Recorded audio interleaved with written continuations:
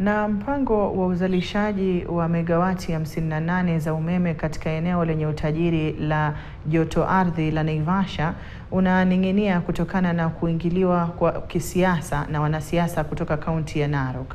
Kufuatia haya, timu ya usalama ya kaunti ndogo ya Naivasha imetoa onyo kwa mbunge kutoka kaunti ya Narok kuzuia mradi wa mabilioni ya fedha ya kampuni inayofanywa na kampuni ya kibinafsi.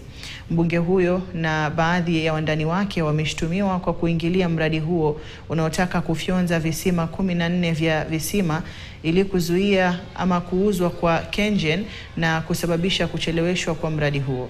Haya yanajiri huku makumi ya familia zilizoathiriwa na mradi huo wakiitaka serikali ya kitaifa kuingilia kati.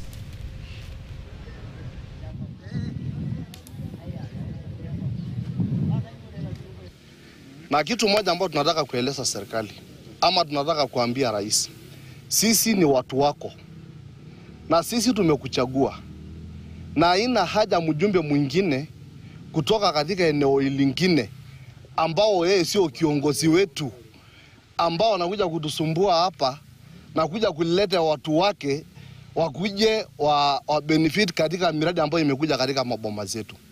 So tunataka kuambia rais, ambia huyo mjumbe aende akae kwake. Hakuna maendeleo ambayo sisi tunataka kwake. Na hii project inasaidia watu wa Nakuru kwa sababu SGR imekuja Suswa huku tuona mahali pale. SGR imekuja pale sisi hatujafuruka. Ndio hiyo Orba waiko hapa inasaidia watu ya huko, sisi hatujafuruka. Hii project ambayo imekuja hapa tumesema kama wakaaji sisi tutasupport project na hiyo project isaidie watoto ya hapa.